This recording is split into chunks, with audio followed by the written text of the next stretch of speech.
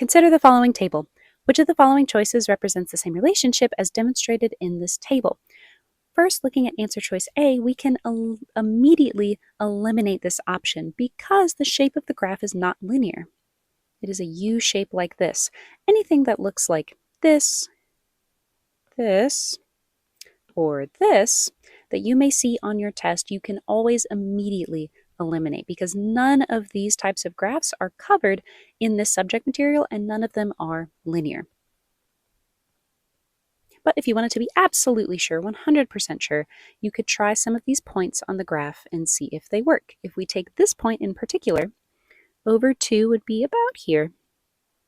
Our y value would be somewhere underneath 10, not above 10 at 17. This is probably where 17 is. And that lines up better with x is equal to 5, perhaps. So the table does not match the graph, and thus A is incorrect. Now let's take a look at our other options. For answer choice B, we have y is equivalent to 10-fold the value of x and a constant c, where c is equal to -3.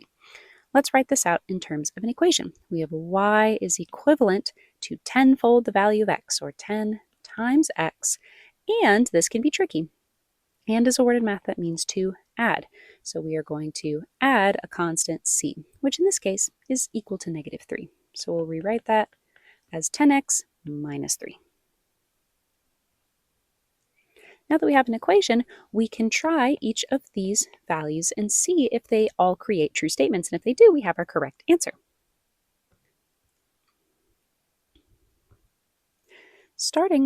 We'll start from the bottom and work our way up.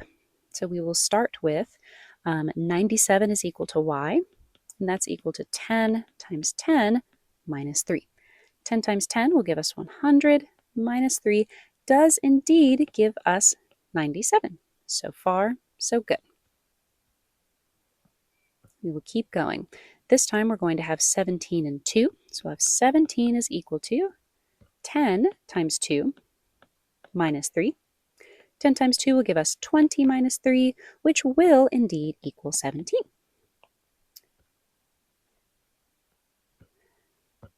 For this next one, we'll have 1 and 7. So we'll have 7 is equal to 10 times 1 minus 3. 7 is equal to 10 times 1 is 10 minus 3, and 10 minus 3 does equal 7. 2 more.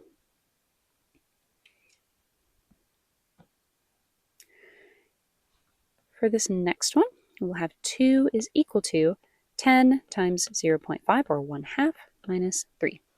Half of 10 is equal to 5 minus 3, which 5 minus 3 will give us 2.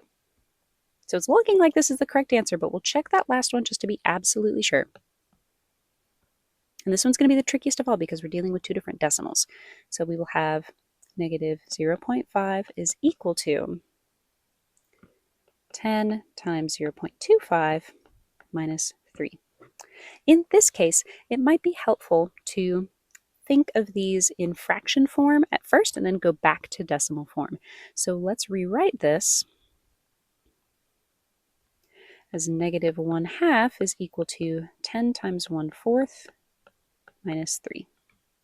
When we do 10 times 1/4, we will have 10/4. And to simplify that, we'll need to divide both the top and bottom by the greatest common factor of 2. So then we will get 5 over 2. And to simplify that down, 5 divided by 2 will give us 2.5. Now I'm going to rewrite our equation over here. So we have -1/2. Let's put that back to a decimal. 0.5 is equal to 10 times 1/4 gave us 2.5 minus 3. When we do the subtraction, 2.5 minus 3 does indeed give us -0.5. And if that was tricky to do in your head, what you could do is also create a number line. And say if we're starting at 2.5, but we need to subtract 3, here's 0. We need to first get to 0. So 2.5 minus 2.5 would get us to 0. And then how much more do we need to go in order to make this 2.5 a 3? We would need to go 0.5, right? 0.5 plus 2.5 will give us a total of 3 that we have subtracted.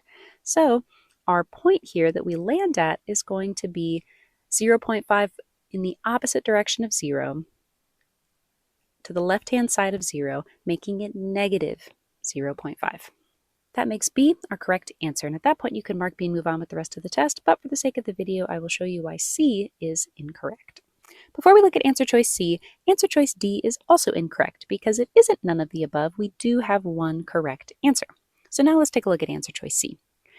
Same thing we did for answer choice B, we will need to plug in all of the values from this table to our equation here to see if we get true statements.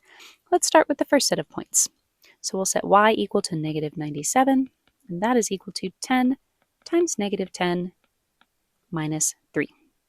When we multiply 10 times negative 10, we'll get negative 100 minus 3 is equal to negative 97, and this is where we find that C is incorrect, because when we do this subtraction over here, we will actually get negative 103, not negative 97. So that makes answer choice C incorrect, and answer choice B is our correct answer.